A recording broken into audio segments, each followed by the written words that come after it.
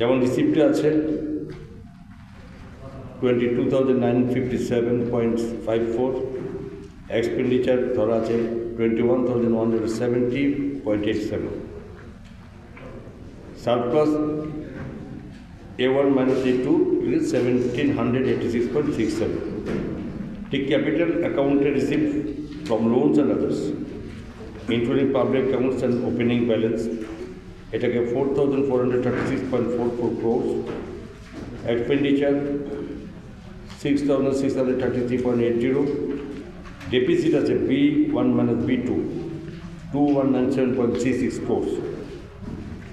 Total রিসিপ্টের ক্ষেত্রে A1 plus B1 মিলিয়ে আমাদের টোটাল 27,393.98 ক্রোর্স, আর এক্সপেন্ডিচার তো বলেছি যেখানে 27,804.67। টোটাল আমরা আমাদের বাজেট ডেফিসিট 410.6 ক্রোর্স আমাদের রাখা হয়েছে, এবং এই টোটাল বাজেট আমাদের রাজ্যের একদম কৃষি স্তর থেকে, কৃষকদের থেকে শুরু করে শ্রমিক, সেই সঙ্গে মহিলা, যুবা সকলের দিকে লক্ষ্য রেখে আমরা এই অন্তর্ভুক্তিমূলক, ভবিষ্যৎমুখী এবং বিকাশমুখী বাজেট আমরা পেশ করেছি। এতে জনজাতি থেকে শুরু করে তফসিলি জাতি, ওবিসি, সংখ্যালঘু এবং কর্মচারী, পেনশন নির্বিচারে সামগ্রিক জনসাধারণের জন্য বাজেটের কিছু না কিছু রয়েছে।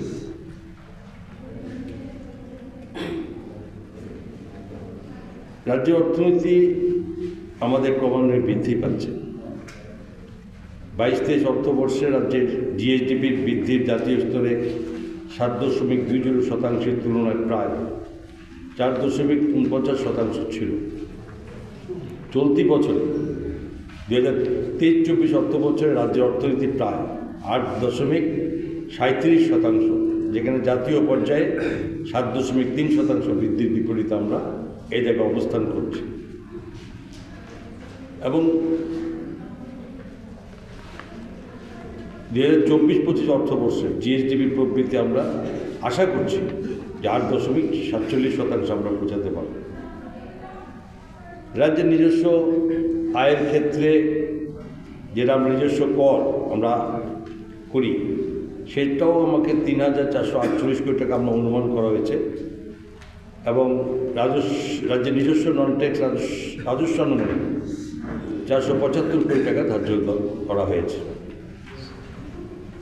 এবং ইনফ্রাস্ট্রাকচার এখানে এগুলো ক্রমান্বয়ে প্রত্যেক বছর আমরা এটা খুব দায়িত্ব সহকারে যে এই মূলধনী ব্যয় এবং সেটা আমরা ক্রমান্বয়ে বৃদ্ধি পাচ্ছে, তাতে এবারও 6,633 কোটি 80 লক্ষ টাকা আমরা এই সম্পর্কে অনুমান করা হয়েছে।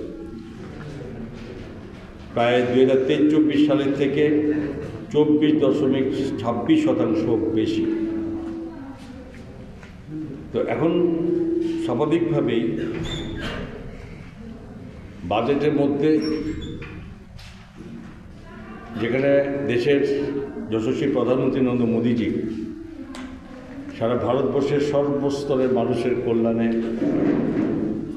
তাদের রোজগার বৃদ্ধির লক্ষ্যে কিছু না কিছু কর্মের সঙ্গে সকলকে যুক্ত করে রাখার বিভিন্ন পরিকল্পনা নেওয়াতে সেই সমস্ত সুযোগ এরা যে মানুষের কাছে আমরা পৌঁছাবার ব্যবস্থা করতে পারছি। বাজেটের মধ্যে সরাসরি যেমন মানুষের প্রাথমিক যে চাহিদাগুলো সেগুলো যেমন তাদেরকে পূরণ করার লক্ষ্যে এগোতে হয়, তেমনি পার্মানেন্ট সলিউশন, যেখানে এটা স্থায়ী কোনো ব্যবস্থাপনা, এটা আমাদের এই সরকারের লক্ষ্য। গতবার আমরা করেছি, এবছর আমাদের লক্ষ্য যে স্থায়ী কোনো যে ব্যবস্থা, যে রোজগার, বিভিন্ন ইনফ্রাস্ট্রাকচার তৈরি করা, স্কিল ডেভেলপমেন্টের মাধ্যমে নিজের স্বরোজগার করার ব্যবস্থাপনা। তো সেই জিনিসগুলোর উপরে আমরা গুরুত্ব দিয়ে আমরা এই বাজেট আমরা করেছি।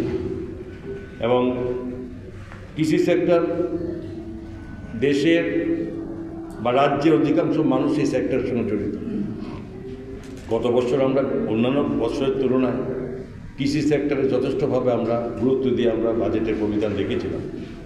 এই বছর আমরা কৃষি সেক্টরকে যে 1721 কোটি 94 লক্ষ টাকারও বেশি বরাদ্দ করা হয়েছে,